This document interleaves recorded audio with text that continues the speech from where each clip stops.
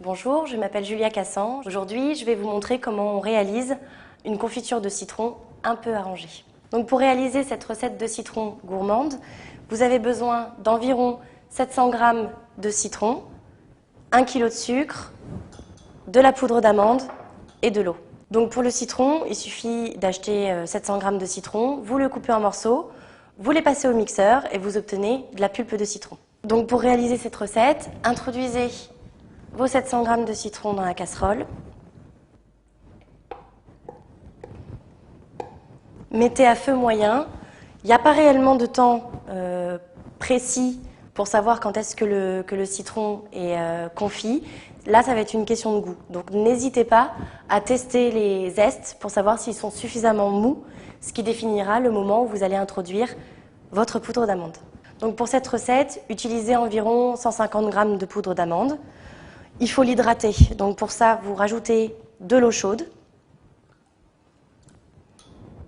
Vous mélangez bien de façon à ce que votre poudre gonfle.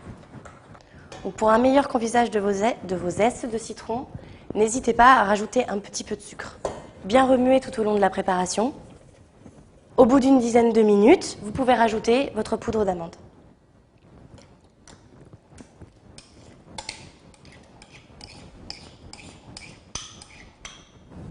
Mélangez bien de façon à ce que le mélange soit homogène. Une fois la première ébullition obtenue, rajoutez la totalité de votre sucre.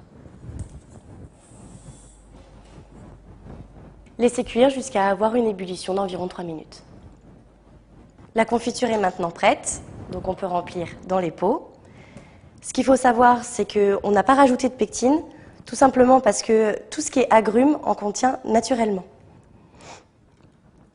Lorsque vous emboîtez, n'oubliez pas surtout de le faire jusqu'en haut du pot pour éviter une éventuelle contamination avec des moisissures. Fermez bien avec votre capsule et retournez votre pot pour l'autopasteurisation. L'autopasteurisation permet une conservation du produit pour de la confiture d'environ 2 ans. Ça consiste à retourner les bocaux une fois l'emboîtage pendant environ une dizaine de minutes.